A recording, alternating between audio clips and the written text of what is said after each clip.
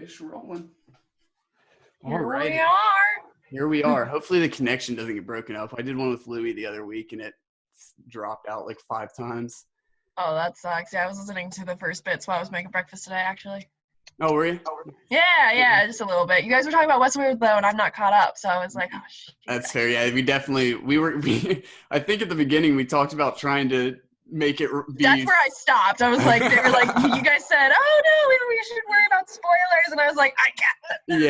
Yeah. I don't even know if I did put a comment when I uploaded saying spoilers. I probably should have. I knew I wanted to, but I've probably not a ton of people have listened at this point yet anyway, so hopefully I didn't. I haven't even seen the second season, so I'm like, wait. Do it. I know, it's so good. The first, and I am in love with Evan Rachel Wood. Yes, she's incredible. She just keeps, oh God, she's amazing in the second season. I was really curious with her. Here, we're just going to do Westworld. I was really curious with her, like that character, because it seemed kind of, I knew it was going to get deeper, but she just seemed so one-dimensional and like supposed to be that way in Westworld that I didn't know where it was going to go. It was kind of hard to get into her character at first. All the characters really in the game or in the world. But it could definitely have gone one or two ways. You know what I mean? Like it could have, like, her character development could have been like too much for her AI brain to handle, and she could have just but I love her like as a individual too. She always wears suits to red carpet events. Oh, she nice. was married to Marilyn Manson, or not Marilyn Manson. Wait, the rock star is Marilyn Manson, right? Yeah, the crazy hair, wears makeup all the time. Really? She's married to him? She was. She's not anymore. Okay. She was married to him when she was like younger. What an interesting couple. I would never imagine. I think she has a kid with him. Huh. How long has she been in? I thought this is the first thing I think I've seen her in. Has she been around for a bit? Yeah, she was more of an indie darling for a while. Oh, she was on True Blood, I guess. Okay. I haven't seen that. She was on like a bunch of. She's 32. She's yeah. For some reason, a picture of Kobe pops up when she pops up. Kobe Bryant? I don't know. Probably some conspiracy I think it was after he died. She said something about him being a rapist. Oh, okay. Gotcha. That kind of thing. Anyway, that's Evan Rachel Wood, and I would die for her. Anyway. Yeah, do watch the show because her character gets like probably, or maybe my favorite. Her or I don't know. What's the other lady's name? The one who's the madam. What's her name? The madam. Oh, wait, She was like the head of the brothel in the first season. Yeah. Geez, Maeve. Duh. I can't believe it took me that long. Yes. Yeah, her character's really dope too. Her. It's cool because I feel like the last episode that we just watched is the one that came out after we did the podcast. It's the first one that's actually making things make sense now. Like so like everything's finally. Yeah. Not everything. There's still some questions, but I have fewer questions now than I did like throughout the rest of the series. So it's starting to come together a little bit. Let me turn off my Wi-Fi. That might be why it's lagging a bit. Get too many people on. My Wi-Fi is usually weird in here anyway.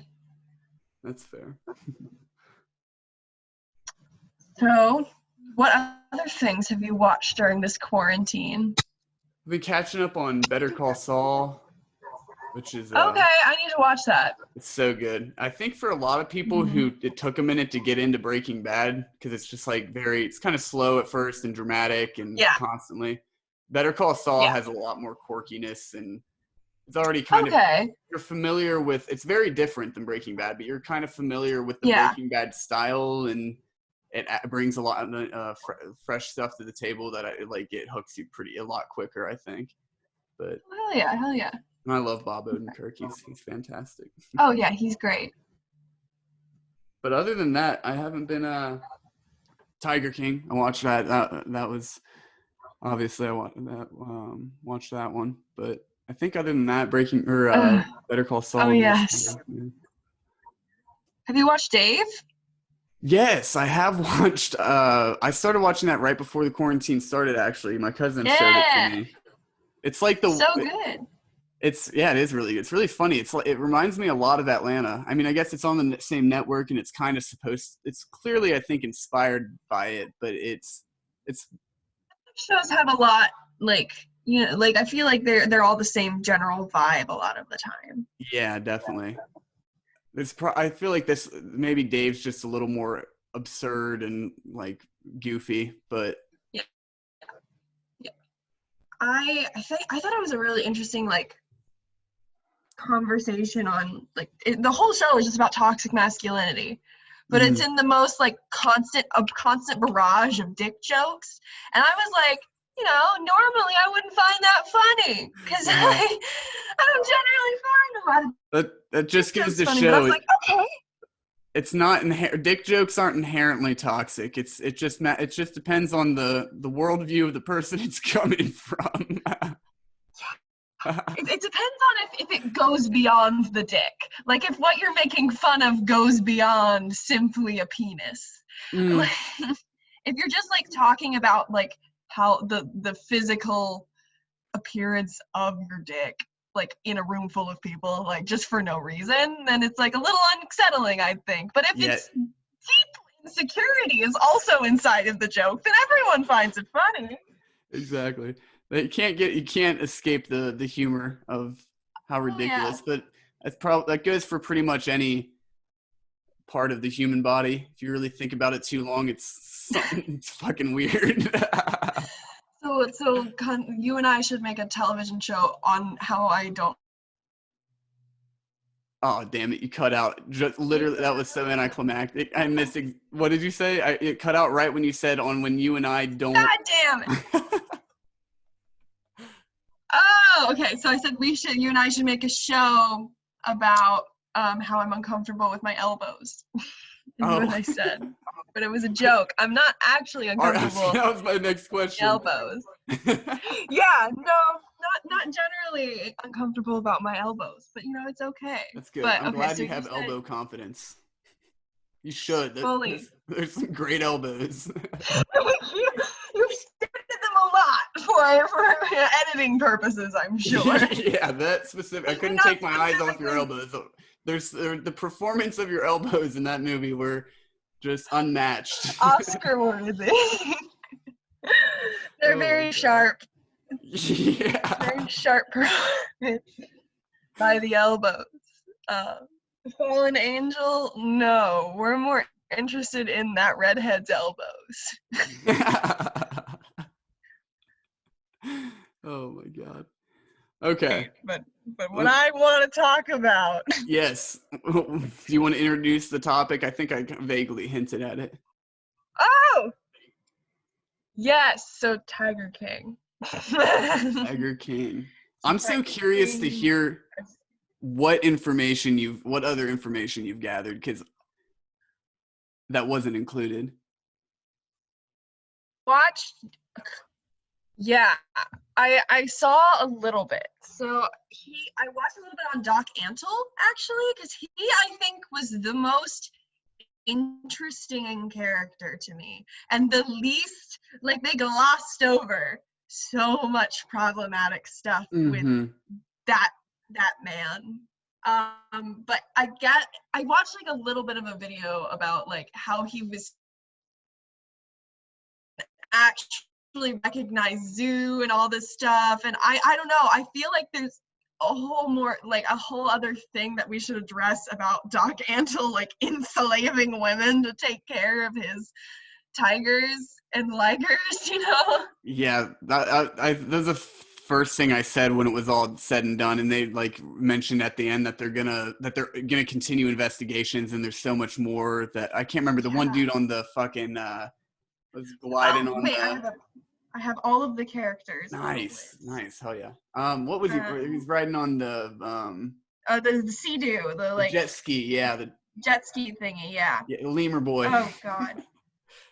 Oh god, yeah. And Jeff Lowe was talking shit about him at the talk back. Yeah, that was. It's fucking chaos. It's weird because it's such a I think well-made documentary, but it's turning into like reality television at this point. It's kind of making me sick. Yeah, it felt like, because I watched it when it first came out. And the guy's name is James Garretson, I guess. Okay, yeah. Jet ski man, who looks a little bit like if Lord Farquaad got blown up. I heard Died comparisons to Chucky too. He's a Chucky doll. Oh yeah, absolutely Chucky vibes. He's like if Chucky like became middle-aged and was like sick of being scary, like no one thought he was scary anymore, and he was just like, oh, guess I'll get into the big cat trade. Yeah. But yeah, I don't know. I feel like I watched it when it first came out, like on one of the first few days that it was out, because me and my like number one, like how Netflix now has the top 10 that everyone's watching. Yeah. Yeah. We were looking at that, and Tiger King was like new, like it had just come out, and we watched it before everyone was talking about it. And at first it was just like, oh wow, like this is crazy, like how strange that all this happened. But then you started hearing more certain things, like they completely misgendered Saf, I think is what he goes by, the one who lost his arm. Yeah. The whole time.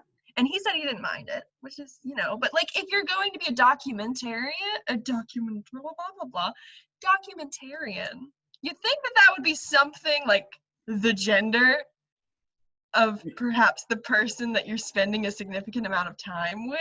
For sure. I do wonder, because I think at first glance he does give a femme like look, so I could see that like a masculine look for a woman. So I could understand if they came across that way at first, and maybe the topic just didn't come up.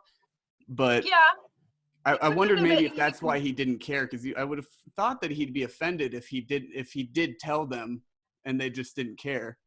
He may not have been out yet. I feel like, I don't know. He also could have been just like secured himself and like be like, I've lost my arm. People calling me by the wrong pronoun isn't really my top gripe about what's going on, Yeah. It's interesting. I mean, that definitely happens, I think, in the queer community, that some people have more lenient perspectives on it, I guess. For and sure. It makes me wonder, I guess, like just because I didn't have the full context of the situation, like what might have happened for the misgendering to have occurred. But yeah, it was nice that at least in the interview, Joel McHale, although I have to say I didn't really care for him being the interviewer. I just feel like it's such a serious subject. We need a fucking news guy coming on here, like joking and gossiping. It was bad. Like it felt like, I don't know. One thing that I want to talk about is the teeth. Oh my god. Like the meth mouth that everyone was. John, right? Yeah. John's new teeth are beautiful, and I'm so glad for him. And he seems to be doing so much better for himself. Yes. Yeah, he seems like he got out of the mind control. Oh God, yes. And I feel like that's what not enough people are talking about, is like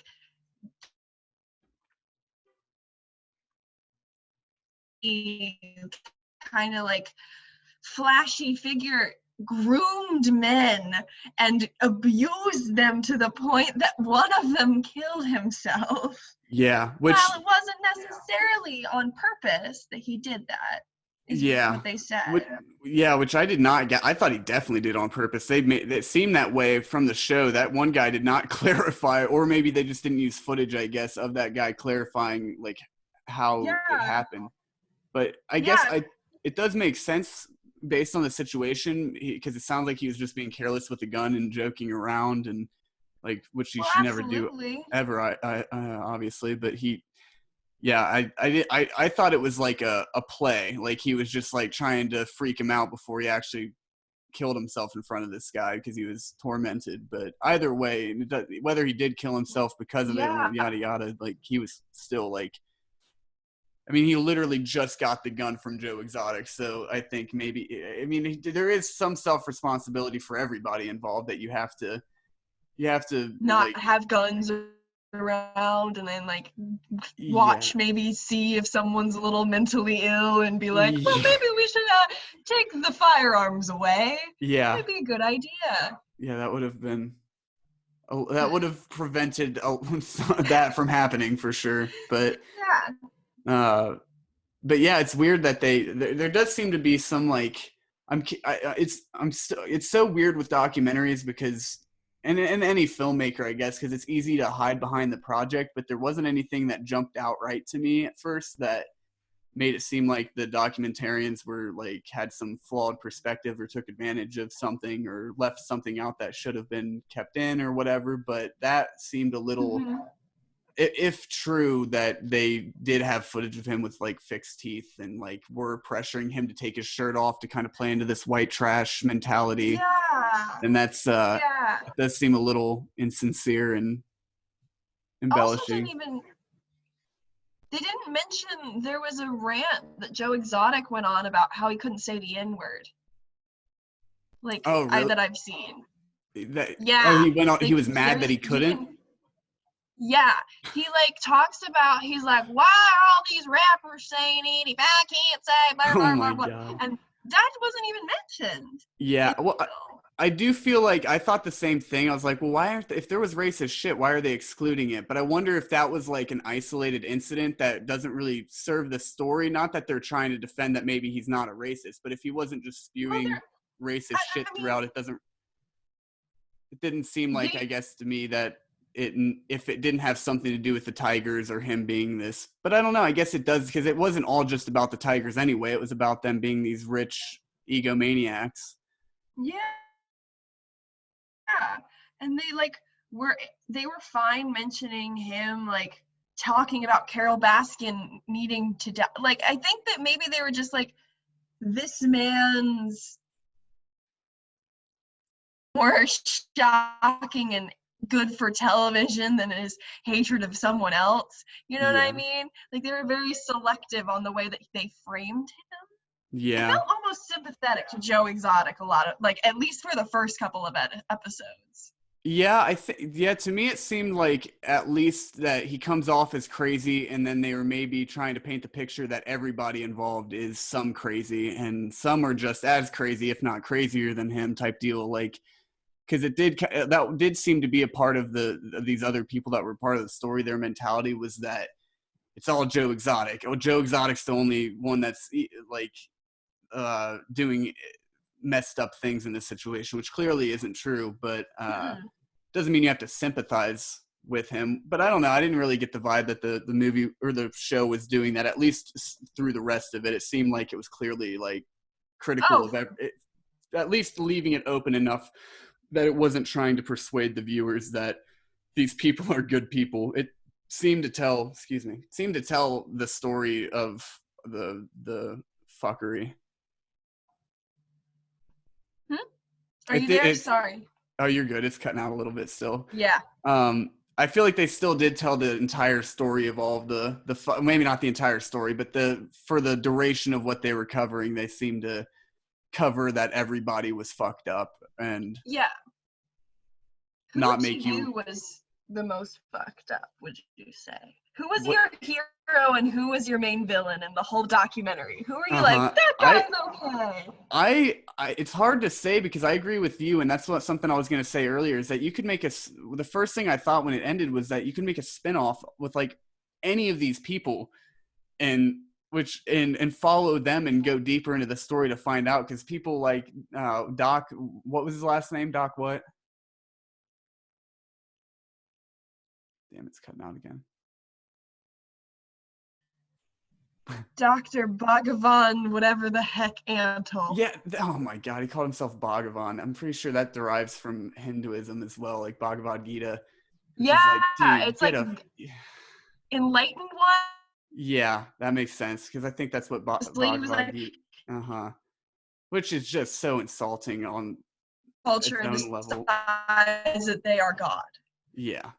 Yeah, that shit was crazy. You definitely, I feel like he was probably the most fucked up, but he, like you said, because he was glazed over, that it, which I wonder why that happened. What, like, it, maybe he just wasn't open to being, because that's my brother. My brother made a comment on that he was probably the scariest because he was probably the smartest out of everyone in there, even if he Yeah. was, which usually the smarter you are, if you're a crazy person or have evil intentions, being smart is only going to help you be more evil. And he seems to be the only one that didn't want to get too deep into anything, but would give you enough to like promote his business and who he was and look like everything he was doing was just normal. And I mean, I think for a lot of people watching it, they probably, these things seemed inherently wrong, like being polyamorous, and things of, and his lifestyle of,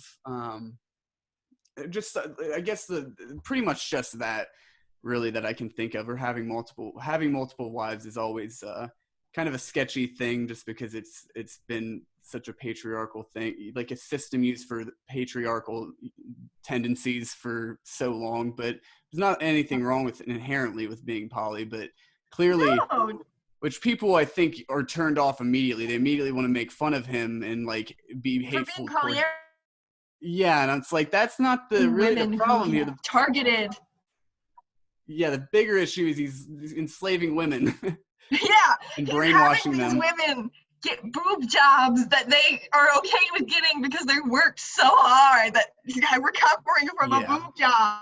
So yeah, that's, which makes it hard to say. I guess maybe enslaving isn't the best word, but it is pretty much that. He's brainwashing them. They wouldn't want a boob job and do all this free labor if he weren't convincing them that everything he was saying was true. It's very culty. I think there's definitely some wild country shit going on his end of Oh things. gosh, yes. Oh god, yes. But It's I like, don't know. To me, they're all pretty equal. Besides him, for potential wise, at least who was covered, I feel like everyone was pretty equally fucked up. Even PETA. Like it's that oh, was. Pia's feel. You cut out a little bit there, but I figure you just said PETA was fucked up too. Yeah, Yeah,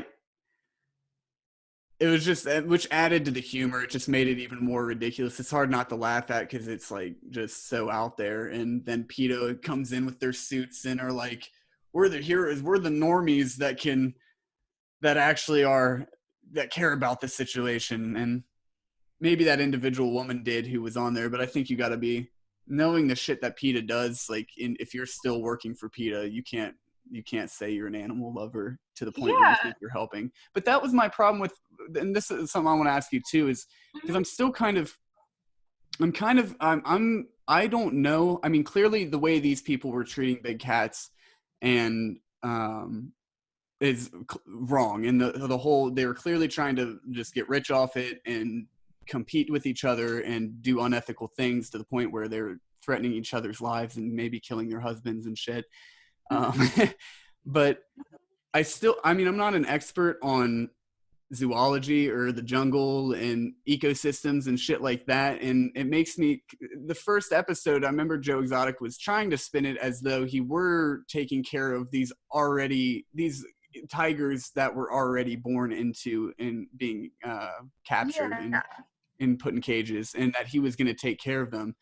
And I mean, I definitely think I'm at a point where I'm like, we should definitely stop breeding, and clearly, and not continue this practice, try and slowly end it. But um it made me wonder too, like my first instinct is release them back to the wild. What are we doing? But I know Saf in that interview, and I've read since watching it too, that apparently that can't work, that they'll just die if they go out in the wild. They no, won't be able to handle it. They're yeah, not adjusted.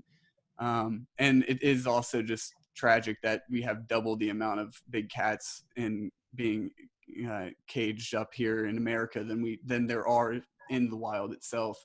for But sure. I'm still trying to find the line of like what is the best thing to do, because I get there seems to be two or three maybe normalish, or people that have decent intentions, like Saf and the guy who I can't remember his name, but he got hurt in the ziplining accident and lost his legs, Yeah, yeah, yeah.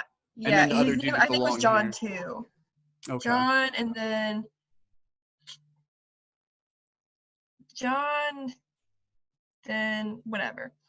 But yeah, the people who worked for him, I don't know. I feel like anyone who loves animals so much and is complex, and I feel like there's no way anyone in their right mind. Sorry to interrupt you. Can you go back a little bit? You cut out for a second. Yeah, I'm saying that I feel like anyone who can say that their purpose in life is to take care of these big 1,000-pound animals and that they are capable of doing that and that they are the best person to do that has a bit of a God complex. Because really, the people working at the zoos didn't seem inherently evil because they were just working at the zoos. They were not the people who were getting the tigers, creating the enclosures, feeling like if they were not there, all these animals would die or something or other. So I really think it takes a really specific type of person to kind of think, you know what I'm going to do? I'm going to devote my life to taking care of these things that can death because I am the best one for that. But also, I am capable of that. Yeah. For no reason besides my own hubris. Right. I am capable of that, which is just ridiculous. And so I feel like that's why a lot of the, like, Doc Antle, Jeff Lowe, Joe Exotic, Carol Baskin, all probably sucked the most, right? Mm-hmm. But when you see the people who are like, yes, I volunteer here because I want to feel like I'm doing something nice, they seemed fine, you know? They seemed like fine people who were just...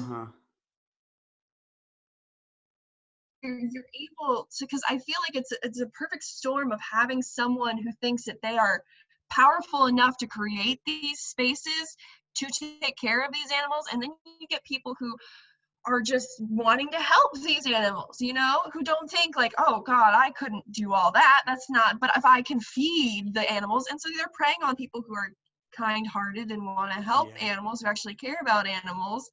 And also feeding into themselves as being like, I am the god of the tigers and lions, which is just ridiculous. Yeah, I definitely think that's like, there seems to be a hierarchy to how fucked up you can be. But I do. Yeah. So I definitely think, it's interesting too. And I didn't think of that as much of that.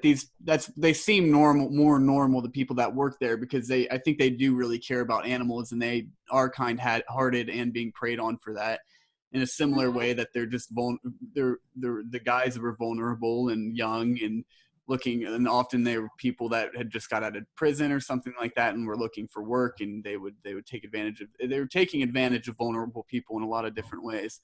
Yeah, for sure.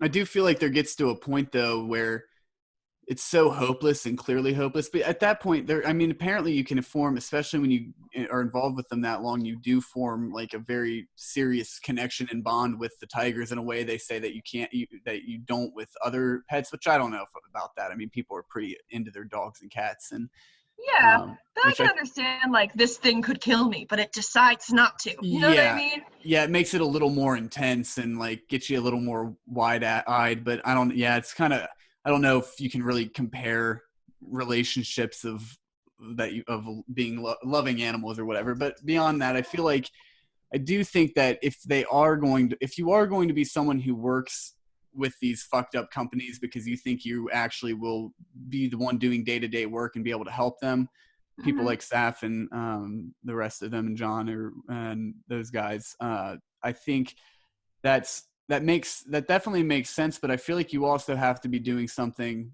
beyond that if you're going to say you care, you know, like I don't think you can't. It's the same kind of mentality. I get upset with people who are like really like heavy left-leaning political or right, but usually I tend to agree with people more that are either left-leaning or on the left, that they... One second. You said, I heard or right, and then they went. Gotcha. So yeah, definitely want to clarify that. Then that would be don't want to leave that open-ended. I was like, Joey. I think that people.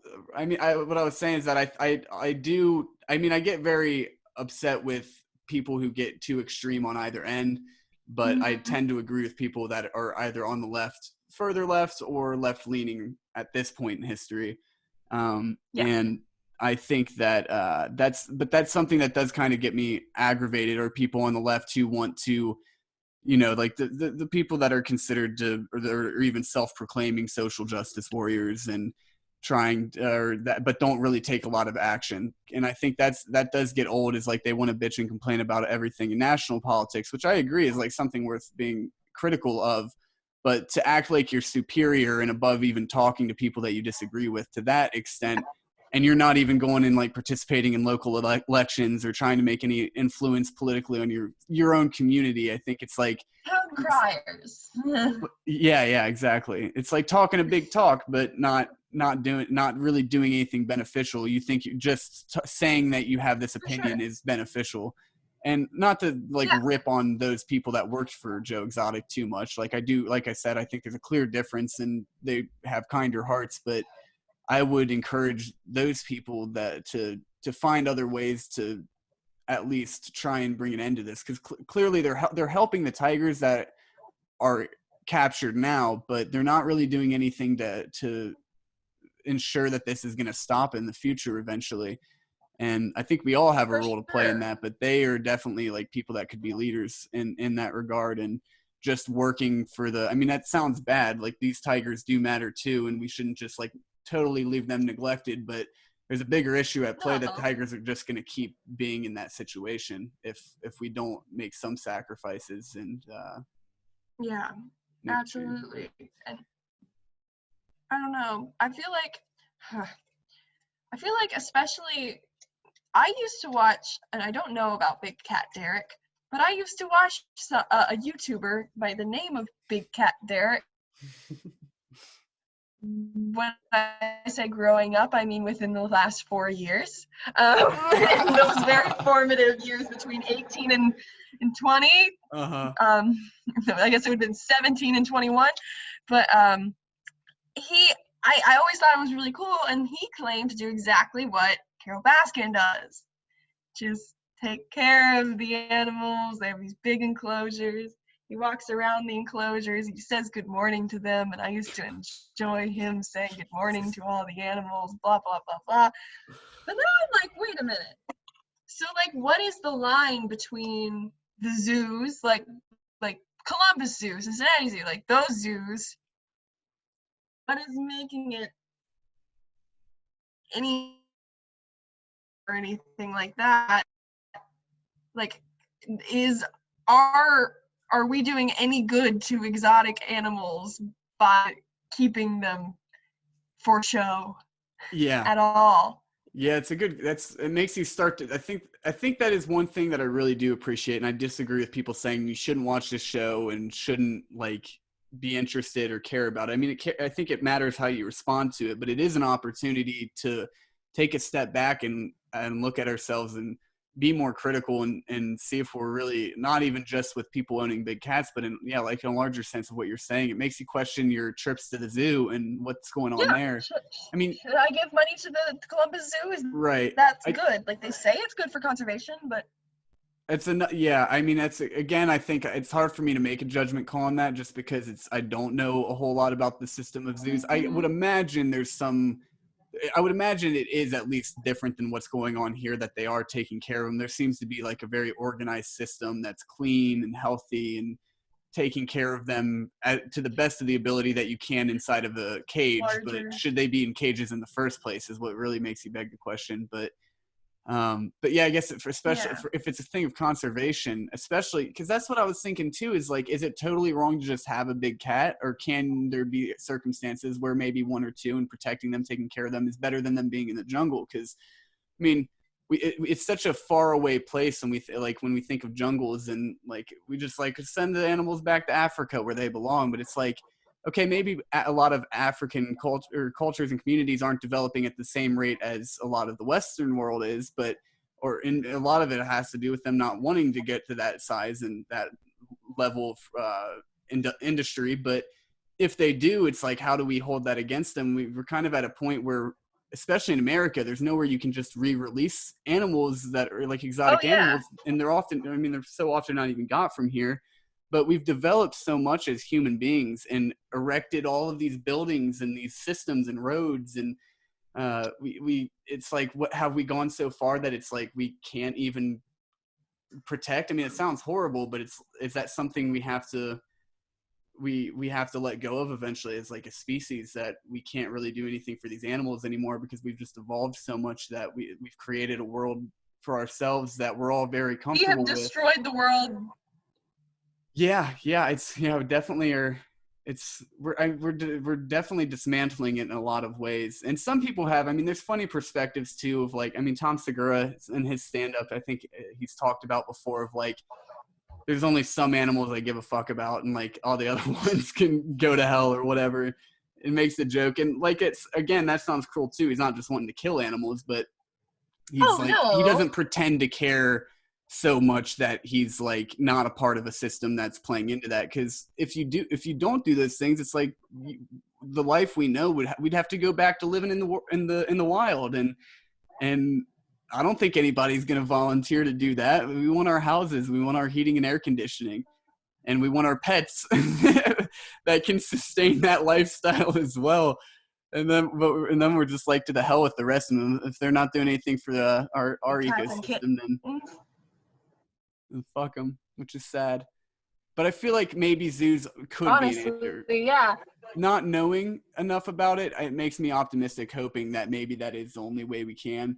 But that's a lot different than just having your own privatized fucking private property where you're making a zoo and you don't have any regulation or anybody overseeing it. There is not a zoologist on staff. You have Yeah. no. Oh, no. I never even thought about that. They You call have them no zoos, but they're vet. not even zoologists. Yeah, there's no vet nearby. Like, no one can Right. come. Like, apparently Joe Exotic has an EMT outfit that he can quickly change into if he needs to go. Which is That's so crazy. insane. That's something that I don't think enough people like are like. Did he like? I've been baffled by this for so long. Did he like go to hear that Seth had gotten his arm bitten off? Go, oh shit! I know what time it is. I gotta spring into action. Take off his clothes to reveal an EMT outfit that he just has on, always, just ready in case he needs to take off his shirt. Or does he have one in every building? So he can just grab one, go like, oh shit, someone's arm got bitten off. Or did he decide to dress like that morning, and it's just unlucky that that was the day that he got his arm bitten off? Who knows? I have no idea. I just don't, I truly don't understand how that, I don't know, that scene just was very confusing for me for some reason. Yeah, it does. Well, it is bizarre because there's scenes where was the tiger just hungry? What was it?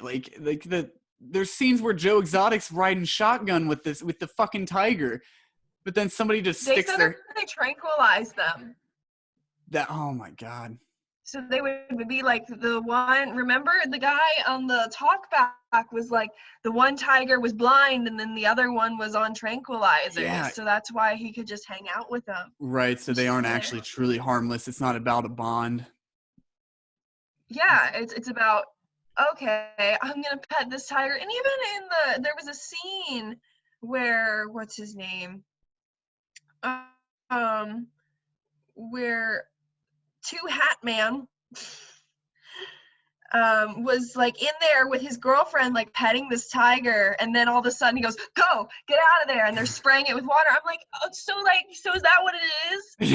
Like, it's like, oh, I can pet this creature, like it's so for a safe while until it decides to like, until I smell good, and then it eats me. Like, what are you? Ah! Yeah, it didn't add up. I thought I was learning something. I was like, wow, these animals aren't beasts. They actually can be like tamed somehow. I was like, I didn't know that was even possible. But yeah, clearly they're doing some malicious practices that make that possible. And that's what makes it weird. Like, I don't know, like I can't even believe they have that much business, that there's that many people that can rationalize going. I would feel really sick to my stomach to go and pet them. I mean, I guess that makes me a hypocrite for maybe going to the zoo to some degree, but it is a lot. That's different. You're just going and petting them, and they're being kept by these potentially crazy people, and you don't know what the fuck they're doing to them to get them to be able to be cuddling up next to you. Like, it's too sketchy for me to feel confident that I'm not doing anything wrong by going and supporting it with my money. Yeah, I just, I don't know. It makes me, like, because Jeff Lowe talked about how he went to, like, Vegas with them, and they, like, recruited girls and stuff with these baby tigers in suitcases. Mm-hmm. And that seems like, for at least, I would think that as a tiger, I would hate you. If I, like, remember that you, like, put me in a suitcase and you took me to, like, a strip club or something, and I'm just vibing, and, like, there's all these lights, and all of a sudden, like, I also hope that Jeff Lowe knows that none of the women that he talked to actually wanted to talk to him, that he probably was the easiest person to manipulate in the places that he went to. Because people like that have a god complex anyway, but I don't know. It makes me feel really weird. Go ahead.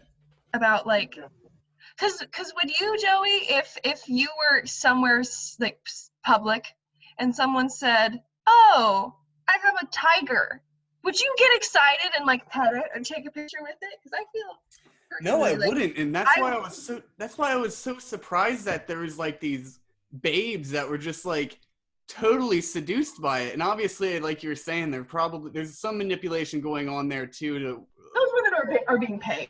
There is no other way. I'm sure there's nothing. They were being paid. Yeah, and that's the thing, is his wife could say she's not being paid, and she's like, "No, I just really love Jeff Lowe." And I'm not trying to be ageist. Like, I think there are plenty of situations where older men or older women date and marry younger men or younger women, but clearly, like, you look at these two people's personalities and the situation, he's got a lot of money. He is not a remotely attractive dude in any way, even beyond his looks. And that it's just so comical that they think that people actually believe it. They're so confident. They're like, we're like this power couple that has all this money and these fucking tigers, and people love us, and they want to. It's like, how do you not see the fucking facade of that right there? It's so fucking ridiculous. It's so funny too. Absolutely. There's nothing more humorous than just totally egotistical people that you can everybody sing through. It's funny because it's just, I bet you, according to a friend of mine, that if this man was going into strip clubs or talking to sugar babies, there is no way they actually liked him. There is no way. They let him talk about himself for an hour so they could get that VIP money, honey. They were not that into him. Yeah. He was like, "Yo, we should get a room," and they're like, "Oh my god, yeah, like, let's totally get a room." And they're just sitting up there like, when's this man gonna shut up so I can just secure the bag and go back and, like, never see? Oh my god, it's so nuts. Yeah, it's nuts. Carol Baskin secured the bag. Do you think that she killed her husband? I mean, I'm like 90% confident she did. I mean, I think there's room for, because I think she's bullshitting, you know? That's the thing, is all these defenses. Every defense she came up with in another regard was bullshit, that it seems like it seems too plausible of a solution, and she seemed too crazy. Like, I don't know. I don't like to sensationalize things so much to where I'm like, I have all the facts and I know this is true, unless it's, like, proven, you know? But I think it's pretty likely, and that she did. Oh, yeah. I don't know, because it's interesting, because part of me is just like, of course, like, part of me, it's a battle, because I'm like, on one hand, I think, oh, maybe it's just misogyny of a bunch of guys thinking, like, oh, she only loved him for his money, and then the situation wasn't that complicated, because it sounded like the husband was kind of abusive. Her from previous husband?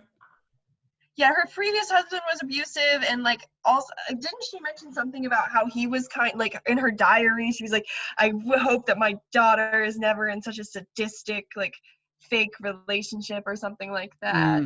Yeah, I know that there was some turmoil going on in the relationship. I didn't know about any.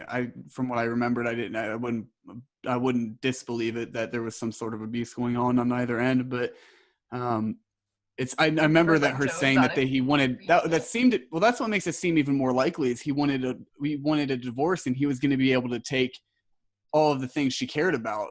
Like she would have got maybe the house or something, but he was going to get the big the cat, all the cats. Cats and everything. Yeah. So that it just seems too perfect that of a scenario, and that he just like, why would he just randomly disappear? Like if he did want to get away from her, like someone would have found him by now.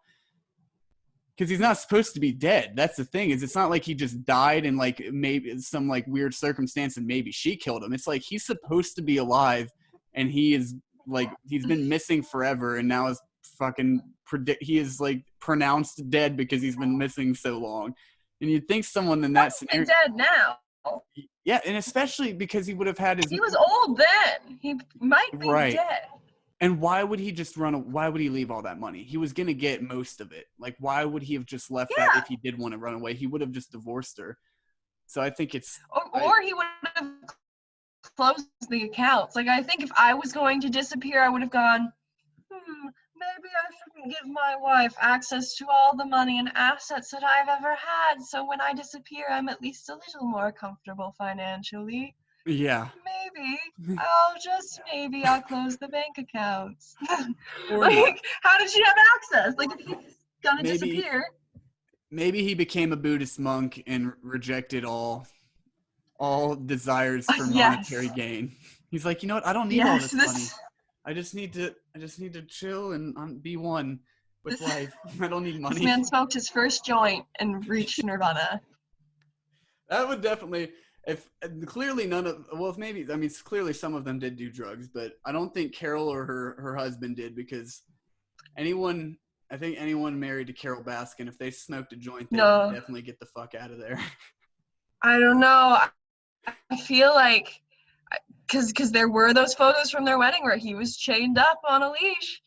Maybe they do a lot of hardcore drugs together and have some nasty That's I guess, yeah, smoking weed does not equal enlightenment to get out of your crazy relationships all the time. There's plenty of crazy people that smoke weed. Oh, for sure. But I feel like whenever I do, it just makes me feel free. Louie and I smoked so much on the last one. I've given up. I'm no longer trying to hold back. This is a freaking 20-something podcast, and we are in quarantine. And you know what? Any way that self-care is possible these days, embrace it. Totally. That'll be my first sponsorship. Will be some weed dispensary. That is the only kind of advertisement I will accept. I hope. I really hope. I want, like, you just have gummies, like a gummies ad. That would be great. But yeah, any smoking and even not smoking. But I feel like there's a correlation since I started smoking in my life to where I put up with significantly less bullshit. I'm too chilled out. I'm vibing too hard to want to deal with anything like that. But clearly it's not like that for everybody. Well, no, Travis was vibing way too hard. Yes. To the point that he's like, give me my weed. Yeah, he needed to vibe. Like, the vibe, securing the vibe was the only thing keeping him going. Speaking of which, so I watch everything with subtitles. Do you watch things with subtitles? Sometimes, if I know it's something that I'm not going to be able to like understand clearly, or I'm like 5 minutes into the show or movie and I'm like, I've missed a few lines, then I'll turn them on. I prefer not to, though. That's fair. Well, but I totally get the appeal, and they definitely help. Oh, for sure. There was the reason I say that is because, do you remember Josh, the guy who was his campaign manager? Mm-hmm. There was a point where he was smoking his dab pen. Mm. And the thing that I think that episode should have been called, because it was what the subtitle was he takes a hit of his stab pen and it goes coughs, shudders, and then he's like, Joe Exotic was the worst time of my life. Coughs, shudders. Like, oh yeah, that's the vibe. That's the vibe, Josh. That's hilarious. I understand. I hope he's okay. They didn't mention him being gay at all on the show, but they talked about it on the Talk Back. Yeah, it's funny. I'm obviously a big advocate for sticking up for people in the community, obviously, but I don't think that it's always appropriate to just shove it into any story. But clearly, if they wanted to talk about it, then it was relevant, then I'm glad they included it in the interview. That would have been a weird time to cut it out if he was just kind of came out and said he was gay in the middle of the conversation. And yeah, they're like, okay, going somewhere else. That's all we have from John today. Carol Baskin, how are you doing? Yeah, they only want to promote people being gay if they're crazy people. That's one thing I was worried about this show too, is like there's plenty of people watching it that know people that are in the queer community that they aren't going to, they're gonna realize that Joe Exotic is an outlier. But I do worry about the people that are watching it that may already have prejudice and it's just reinforcing a stereotype. So I really hope that it's unfortunate. And it's not really the documentarian's fault, I guess. That just means we need more content. And not even that there does need to be greater representation in the industry, but we need to convince people that are ignorant to watch this shit too, because there's plenty of like queer content out there that's beautiful and insightful for reasons beyond even like the queer experience. It's like to the point where it's like just life experience. Yeah. But so many people that are ignorant don't even want to look at anything like that because they think they know what it's about already. For sure. And really I think that kind of like, I didn't even think about this before. Like I hadn't even considered that. But I feel like perhaps them misgendering Saf for the whole time kind of made it so the only person who was Joe Exotic, you know what I mean, or openly queer, or openly part of the LGBTQ community was Joe Exotic. If I'm correct, like they didn't really mention or talk about anyone else being, because Joe Exotic's husbands ended up not actually being gay, they were just being groomed, which was terrible. But Saf is queer, and they're the only other queer person who's in the show, and he was misgendered the whole time. Yeah, that does make it even more unfortunate. I hadn't thought about that they were already depicting it was definitely a missed opportunity, even if it might have not been malicious to just not include it. I do wonder.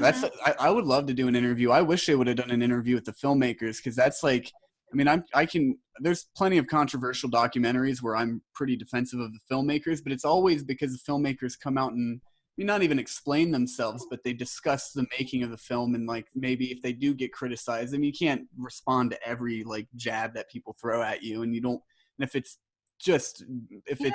vindictive, then obviously you don't want to spend your time talking to that person anyway. But I think there's genuine questions that could be asked about the making of this that might give us a better idea of like what their end goal was and what they were trying to, and where maybe things got left out.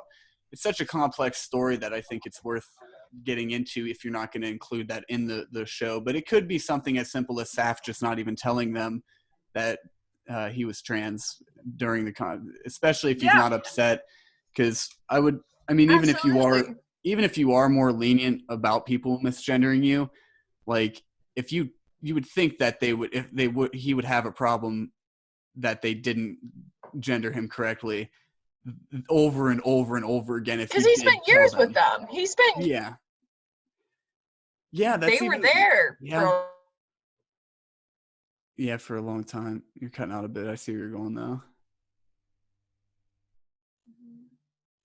And I guess they did have Dylan, who was the guy that Joe Exotic married right after Travis's death, but I don't know more about But who knows if he's even gay? He seemed to enjoy Joe. He cried Yeah. when he talked to him in jail. So I mean, like, Yeah. He's Dylan run. is, he seems like a fine young man. I Yeah. don't know anything about He's running his Instagram now. Joe Exotic's Instagram is Dylan. I didn't know that. I I just saw haven't even that looked. last night. Oh my See, god. this is where I'm getting this. That's where it gets to a line to where I'm like, this is fucking stupid. Like, Yeah. why, if you're following, and I saw people, I don't mean to be rude, and like it's nothing personal, but it is like, I do think it is something we need to reflect on. If you're going and filling your page now with more Joe Exotic, like, why are you following him? Especially when it's a personal account, because that's going to be him trying to sway your opinion. And you Mhm. don't, the documentary gives enough to show what the hell is going on with Joe Exotic that you don't need we don't need to make any more of a celebrity out of this asshole than he already is, and following him Really? definitely gives him more power. Or I'm losing you again. TikTok and stuff. Like there's that TikTok trend where it's like Carol Baskin killed her husband, just whacked him. Yeah. Yeah, that whole thing. It's interesting because there really wasn't any Joe Exotic who was proven to have committed a crime.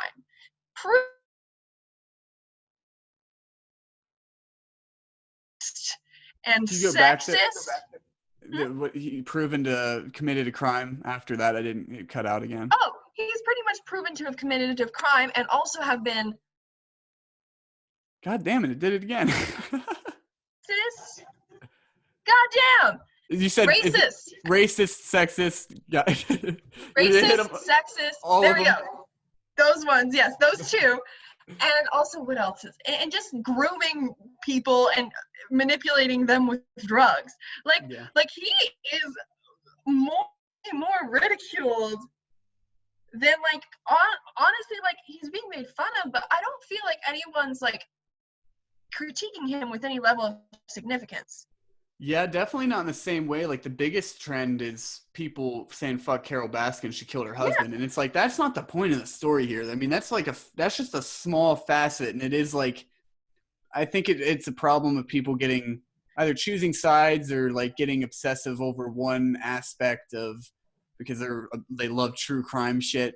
Like maybe they're getting they're sensationalizing some stuff, but I mean, I'm on the same boat. I think she killed her husband, but there's way more too. And like, I think you have to think about how you're expressing yourself when you talk about these things. If you really say that you care and it's not just one big joke. And I don't think it is one big joke. There's a lot of funny shit in it, but it's not like it's worth talking about and figuring out what's going For on. sure. But I think I saw someone, and I don't even know who it is. And I wonder if they'll listen to this and be like, oh shit, that was me. But I know somebody hung up a banner from like their house. You know how people do that during like parties that like I know UD does it a lot. They put like banners on up like that the say front shit. two Exactly. windows. Yeah. Exactly on their front porch. They had one that said honk if you think Carol killed her husband. And like in essence, that's like at first that's like, yeah, it's no big deal. It's kind of funny, whatever. But But like honk if you think Joe Exotic led his husband to commit suicide. Like what the yeah, fuck?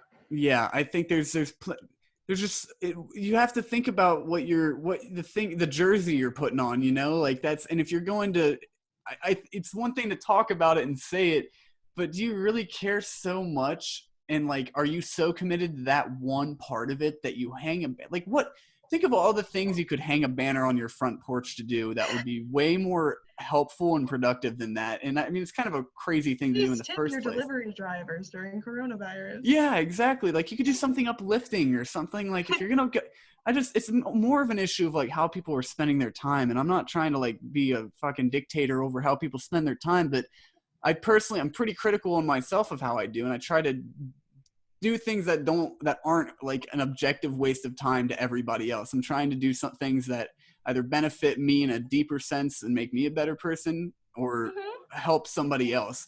And that is doing neither of those things. To go, hey, let's just mindlessly honk and spend 3 hours drawing on a banner for whether you think she killed her husband or not. It's like we all think she killed her husband. Like, do something else. Well, I think it's also like a greater conversation to like how people are trying so hard to distract themselves over like how absolutely insane everything that's going around us is. Like I feel like everyone's trying to be like, yeah, I mean, I'm just staying home all the time. It's the same thing I always do. It's Yep. like no, it's really not. I personally have felt like I'm floating on a cloud for most of the days because all the days run together, and Mm-hmm. I'm in a second-story apartment, so I'm not Yep. grounded, and it's always just like ah. But like Yeah. I understand, like I want for me, and I'm sure it is for everyone saying like I feel like there are other ways that people can spend their time, but I also understand like sometimes you just need to mindlessly like distract yourself by Yeah. having oh wow another person hooked, oh wow another person, and then Yeah. there's me and the who's your neighbor who's like why the fuck are people honking, Yeah. stop Yeah. It's like, what honking. the hell's going on? I Yeah. can't I didn't leave even my think about that. house. Yeah, that's inconsiderate on a whole nother level. I didn't think about that.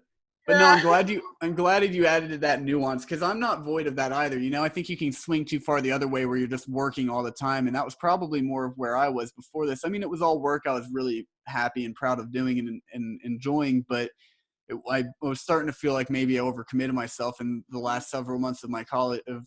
I wasn't even going to be able to like take in just because I was constantly working on stuff. But the biggest thing was like just being exhausted though, that I need to take care of myself and get For sleep sure. and not lose my mind. But so it's been nice to slow down from that, and you can swing too far the other way. But I Mm-hmm. think that so I do have plenty of mindless things that I do, but I'm very careful to like get out of those loops. If I'm just like, it's very easy to do mindless things like be on TikTok or make these banners and just tweet all the time or Oh yeah. just a lot of it's technology and a lot of it's just like sitting around being bored and like feeling like shit about it. And I think everybody feels that at some points. It's a natural thing to feel, but I don't think it's as natural to just stay there. You have to push back on it or it's going to consume you. And you're like you said, For we're sure. floating on a cloud right now. Everybody's feeling like that. The days are blending together, and then you have to make a choice of how you're going to handle that. Because if you don't do something, Mm-hmm. it's going to consume you. And I feel like that's something I did. That's why I've honestly kind of, I mean, again, I've been fortunate not to have the COVID affect my family or my friends and people that I love personally. And karma could be a bitch and get me for even saying that. But I am at a point where I'm enjoying the quarantine. It's like I feel adjusted, and I probably am spending more time on the internet now than I was before. But it's also because Mm-hmm. I have more free time and I'm also chilling out. I've got more time to relax and chill out, but I'm being very Yeah. cautious about how much I'm doing it. If I get to a point, the first sign of where I've been on it for like a long period of time and like I'm like, ooh, I've been on this for a while. Most times people, and myself included in the past, would just keep scrolling. But now I'm Mm-hmm. like, okay, what else can I do? I love to read. I love listening to music. I can go practice something or just anything. Just Yeah. do Paint something else. something. Yeah. Yeah. But I'm like I feel like I'm kind of having the opposite experience with this whole quarantine thing. Yeah, this is fine. It's all good. Everything's great, man. It's all good. I can just sit at home. Why yeah. would I? And then I'm sitting here and I'm like, wow, my knees hurt. Why do my knees hurt? And I'm like, because I've been sitting for 16 hours today. And then I'm like, okay, cool. Well, I should put my phone down. And I put my phone down. I'm like, student debt, medical bills, Yeah. work. And I'm like, well, nope, gotta pick my phone back up. Yep. Yep. That's kind of where I am Tiger because King has been so. sorry, you started cutting out again. I heard Tiger King come back up. Yeah, I was sorry, I didn't hear you that time. You're good. I think we both cut out. I heard you start to say Tiger Mm-hmm. King. Yeah, that's why I think it's such an interesting phenomenon of Tiger King because it's really just everyone is using it as a distraction. And Mm-hmm. I don't think there's ever been a time period where everyone's been using like pretty much the same couple of things. But we're all so disconnected from each other. It's like we're all sitting in our living rooms together and tweeting about and talking about this thing, this like Yep. worldwide phenomenon that is this ridiculous piece of I don't want to say garbage, but like, you know what I mean? It's like fluffy, gets your mind off something for a little while, like garbage in that sense. And everyone's just talking about it because like the other garbage that's on fire is scary. Yeah, the literal garbage. The literal garbage, the literal flaming dumpster that sits behind that is coronavirus and how it's being taken care of, and like everything that's real and like currently happening is just so overwhelming. And it's so interesting that we're so alone when right now we're all doing the same thing. Like no one's experience, at least on like a day-to-day level and like just base, like we're sitting on our couch for the most part. Everyone hopefully is doing that right now. If they can. Well, it is weird. It's like everyone's kind of having a more collective experience than ever before and more of the same. And I think that's why, I mean, it's weird because I think this would have been a huge documentary either way. But it was like perfectly timed to where I think it really fed the beast to have all of us at this point. And I think it did help me, I will say, in some sense. And like, not just that, but Westworld and having the time to just have the world slow down and just take some time to myself. It was relaxing, and it helped to kind of diminish some of my panic and freaking out of like what the virus is doing to the world. But I think you have to strike a balance, and it's probably, I worry that for a lot of people, it's not, that there isn't a balance there, and that it is just keeping them on their couches. And I think like now is more, I mean, America already has a big mental health and physical health issue. I think that this is a perfect opportunity to really like get in a swing, because both of those things are going to get worse and worse if you just are constantly sitting on your couch. And I mean, literally all it takes is 20 minutes to an hour a day to do something, whether it's meditating or just reading something. I mean, so many people using just don't even read. Even like a lot of people, have you heard of Talkspace? Uh-uh. Oh, okay. Well, now I'm doing an ad for Talkspace, Nice. Talkspace, which on your podcast. So Talkspace, the only time I ever hear about it even is on podcasts, but it's like an online therapy thing, so you can text a therapist. Oh, wow. That's awesome. Oh, that's so great. So you can and stuff. It's you pay for it. Like it's like money, but I'm pretty sure the Dollop has a code. If anyone who's listening to this, or if you listen to the Dollop, they have a code. I think it's just code Dollop. And you can use that and get like some amount of time free, but there's licensed therapists that you can talk to. And then like I've been trying to invest in like different like ways of mental health that maybe like, because I personally with my mental health stuff to will do nothing and I will walk. Are you frozen, Joey? Oh no. There you are. Okay. Are you there? Can you go over that again? I heard you start to go into your own mental health experience. Yeah. So for at least for me, like with my own mental health, if I'm left to my own devices, sometimes I'll just sit and wallow and like not be able to do anything. And just kind of like, I feel like for me, this whole coronavirus experience has kind of been like, I don't know how to, like there's so many paint. But then I'm like, but I could also do my Portuguese. And I could also download Talkspace, and I could also, and it's been really hard. So I don't know. I feel like something that nobody's really talking about is how we should like start maybe trying to connect with each other on a more like from distantly, like connect with your friends in a more like intimate way. Like instead of just spending time with each other to fill space, like maybe like FaceTiming and acting on your friend or something like that. Actually being like, did you pop a temperature today? Oh, good. I'm glad you didn't. Me neither. I'm not dying yet. Yeah. Hopefully, it's inspired more of that, and I think people will be more aware, at least for the first few months, of how they're interacting with their friends, and like trying to not taking it for granted as much after if things get somewhat normal again. But yeah, I think that's definitely things like that I think are gonna help, and they've helped me too, because I was really worried. I was finally on like a really good run of feeling like I was taking care of myself in like a physical and mental health sense. and I was worried this was just going to like completely undo it.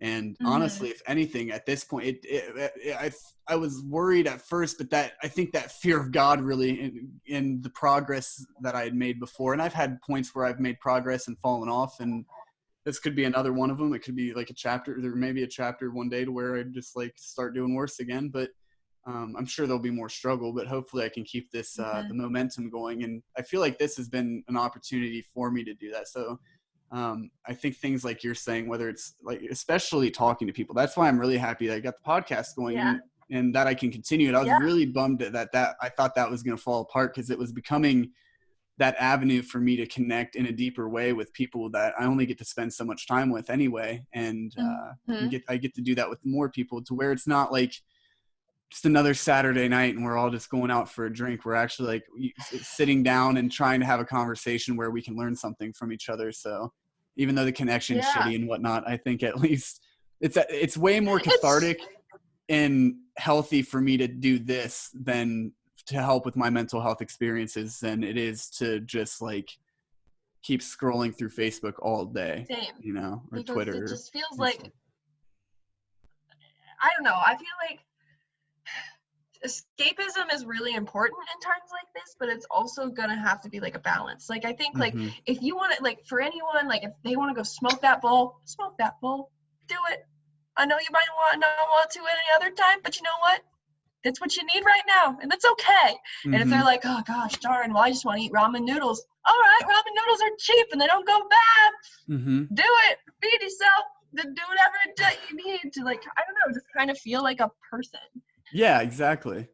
Yeah, to where, because you can become too much of a machine. I think balance is the key word in that there. And I think really most things in life can be, whether they're good or bad for you. But I mean, even good things, well, I think some things that are bad for you objectively, you should probably, I mean, clearly there's several things, but you just like shouldn't do and cut it out. But there's things that, especially things that have good and bad qualities, I think balance is the most important thing. Like you said, weed's like the perfect example. Ramen noodles, even, like, I think everything you can exercise too much too, though. Like things that are good for you, like that you can be too obsessed for the wrong reasons with either way. So if you can strike a balance of moderation, and it's going to look different for everybody, that I think that's where you really start to get to a like a peak performance type place of taking care of yourself and feeling good. So yeah, that's what I've definitely been doing that too. I've been exercising just as much, if not more, but I've also been eating more. I've been eating more shitty foods too. Like I have not been exercising at all because it's a tiny apartment and there are no places that I can do anything. Yeah. But I have been going out and trying to, like, I feel like, I don't know, for me, I'm just trying to practice radical, non-judgmental self-care. Meaning, like, whatever I need, I'm just gonna do it. Yeah, and I'm gonna have to listen. Yeah, definitely. You can. I think we tend to. Judgment's a weird word for me because I feel like that's like it's been used for such destruction for like towards ourselves, of just being judgmental towards yourself or judgmental towards others, that we forget that we're constantly judging things hopefully in good ways too. So I think what you said is that was a positive judgment, is that you're doing things for you that you need. And sometimes you need a fucking cheeseburger or some ramen and to watch a movie and not really do much that day. But obviously you need to do some sort of exercise and eating some healthier things at some points too. So I think if you listen, if it really is like being non-negatively judgmental of yourself, even if you do something that isn't like quote unquote good for you. That if you're really living a life to do what you need to do all the time rather than what you want to do, and sometimes what you need to do is what you want to do, but I think that need should definitely like supersede the wants and the desires. So I've found that's what's helped me a lot too. And which it doesn't give you all the answers, even knowing that. It's something you have to keep thinking about, but at least I think that's, like, makes me happy. Constantly checking in. Like I feel like I've had aware of myself at all times. It's like, wow, I've been sitting here for a long time. And then I'll be like, I want to sit here longer. I'm not ready to move yet. But then other times it'll be like, wow, I've been sitting here for a long time. I should get up. Yeah, it's time. And then to feel better, I have to do something. But like for at least like now, it's very much like constantly like check in. Like always listening to my which is so hard during non-quarantine life because there's so much happening around all the time. Yeah, it's hard to have. Yeah, that is an advantage, is we have more time to check in. It's so hard to. It's weird because I feel like this is like it's almost impossible not to do that anymore, because it's like being alone with your thoughts. You know, you find a moment maybe every once in a blue moon where you're going about your daily life and you're forced to just be alone, and you're like, oh shit, a lot of people get uncomfortable by that. But I think this is an opportunity to like to rethink how that feels, and like really go into it and figure out how you can do that in a good sense. Because the reality is you're gonna have many points in life where they do pop up and you are just alone, and you're alone with your thoughts. And I think you have to be able to, you want to be prepared for those moments, and to be able to handle them, and to get through it and enjoy it, and not like lose confidence in yourself. So this is definitely a good opportunity to do that. The world is like slowing down. It's for really shitty reasons, obviously, but a lot of what I've been listening to, content I've been absorbing, not in an inconsiderate way, but it puts out like a positive spin on this, and they try to like look at, okay, what are the advantages? Yes, there's tons of cons, and this is very scary. It's probably going to get worse, but we already think about that all day long. Exactly. Like we don't need to qualify that, because that's probably what everyone's thinking when they wake up every morning. Yeah, exactly. Life wasn't normal before this, you know. It was just we were adjusted to it, and now we're adjusting to a new normal, and it's going to keep adjusting and changing. But that's like a fundamental thing you have to take into mind, is being able to accept the craziness of it all, and that shitty things are going to happen and continue to happen. And it can always get freakier, but it can also get more exciting and happier too, you know. Like I think for sure. you can perspective is a powerful thing. And absolutely. And go ahead. No, you go ahead. Yours is probably going to be more relevant. I was about to pivot. No, pivot. I was just agreeing with you. Okay.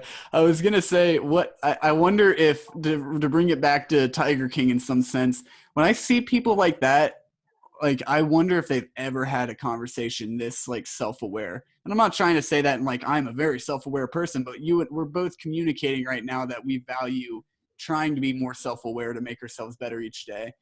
And I just like, there's so many people, it makes me feel bad for people, like everyone involved. I mean, not everyone, there were again more kind-hearted and probably more self-aware people that were involved, and they seem to be the better people, but makes you start to pity and feel sorry for people like Joe Exotic in a weird way. I mean, I don't feel sorry for like the justice that's being served and should be served to like all of them, and not to dismiss anything that they've done. It was cruel and fucked up, but it's just like weird. Like they have to be so tortured and alone inside. Absolutely, because to have that level of narcissism and like self-importance, you're either just narcissistic by nature and you have a personality disorder, and maybe they are checking in with themselves and they're just going to the same conclusions, and then there is no hope for them. But at the same time, like I feel like being okay with stuff like that requires such a strong level of attachment or detachment. I mean, from like how you're feeling every day, you know what I mean? Like you can't be like, oh yeah, like this morning was a nice morning, I felt the sun on my back. It's got to constantly be like, excuse me, I am Carol Baskin and I am the Lord of the Tigers, or I am Jeff Lowe and I am the Lord of the Tigers, or I am Doc Antle and I am the Lord of the Tigers. Like you can't think about anything else. Like what else are you able, like can you like sit there and like have a moment of just being like, I wonder if it's refreshing to almost like be able to be like, wow, I fucked up. Like, I wonder if Joe Exotic is taking a moment, and it's like almost good that he's like to his own illusion of himself. Like, I certainly hope so. I don't like to give up on people, even like the craziest of them all. I like to hope there's like, even if he's on his deathbed, if it takes that long, hopefully there's a moment where they can accept that they fucked up and wish they could have done better. It shows some remorse, but it's so rare that people, especially, I mean, they say you get more ingrained in your ways the older you get, especially when you're someone who doesn't think they can ever be wrong. That I doubt it does often happen, but I hope so. Hopefully he is. Most people seem to think that it's only boosting his ego even more. I mean, he's making Instagrams happen, but I just don't get how he thinks that's some sort of. I guess he's making the best of it now. He's like, well, I'm in prison, and like maybe this is all I can have. If I can't have all the money, at least I can get people to think about me, talk about me. Yeah, the clout. Yeah, whatever that's worth. Hope you enjoy your clout while you're getting fucking shanked. Yeah, people shanked, and with all sorts of objects, I'm sure. Yeah, and I'm sure it's got to be rough for him being a very flamboyant gay man in prison, like, And he's definitely, it's got to be pretty interesting because he's definitely going to be bottom bitching there, I'm sure, at this point. Like he was running shit out here, but there's definitely the 2 or 3 bigger dudes in there that are crazy and taking him down a path of knocking him down a peg. Oh God. Oh, yes. Joe Exotic. I hope I wonder how he's doing. Have you that when we were talking about that actually, have you ever watched The Jinx, which is an HBO documentary? His trial. Yeah. Did you know his trial was You cut out again. I know the trial is going on. Did something happen? It's been postponed because of coronavirus. Wait, so does that mean he stays in jail? Because he was in jail before this, right? Or prison? He's staying in jail, yes, but he could die of coronavirus before any justice is served, which I think is interesting. This is a weird little segue for anyone who doesn't know on the podcast who is listening right now. The Jinx is a very good true crime documentary, and as to not spoil it, I will not tell you why it's a good true crime documentary. I will only tell you that you should watch it. Yeah, definitely. Well, it's just about that. You can at least say that it was about this the child of a real estate mogul and is filthy stinking rich. It's basically a wealthy guy who, it's a wealthy guy who did his wealthy business with little to no repercussion through life. Anyway, his trials were postponed for now, which I thought was interesting, and I don't know why that came to my brain while we were talking, because I was thinking about someone in jail, because I've been thinking a lot about, like, could Joe Exotic die in jail from coronavirus while he is the main reason that we are being distracted from coronavirus? Yeah, that would be wild. That'd be so weird. They seem so interconnected now too that it's like it would make sense. For sure. I'm trying to see if he has it. I could have swore that I heard that I know Weinstein's got it. I don't know if. Yeah, Weinstein has it. He's probably over it now. He does not have it. He does not have it. Yeah. According. I wonder what prison he's staying into, like what state. Yeah, probably Florida. Some bitch down in Florida. I don't know where he's in Oklahoma, right? That's where he's from, Oklahoma. That sounds right. Well, we've been going for quite a while, and that seems. I was gonna say it's been a minute, Joe. Yeah, they're getting longer and longer. I've been really bad, especially with the Zoom meetings, because I'm so socially neglected that I just get carried away. I understand. So you've been one of the first people I've talked to besides my boyfriend in 2 weeks. Yeah. I'm glad we don't seem like too bug-eyed and stir crazy, like that we can still. This gives me hope that if the world gets back to some semblance of normal, that I'll be able to socially interact decently. I won't just be like, hello, how are you? Who is this person? You smell like human. Yeah. mole person now. Right. But hell yeah, thank you so much for doing this. This is a lot of fun. I'm glad that we got to express our Tiger King feelings. I'm glad it didn't get out of hand either. We both were able to like express some differing views and like kind of change each other's minds on some things. And I feel like most people talking about Tiger King probably get a little out of control. A little too tiger-like.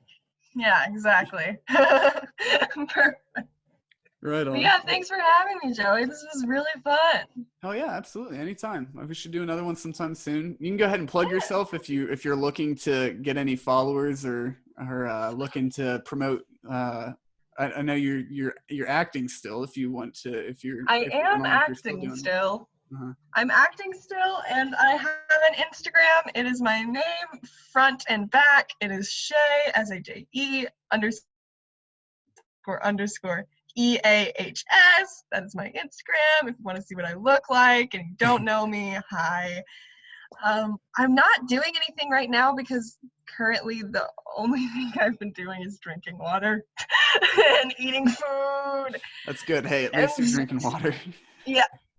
Cheers to that.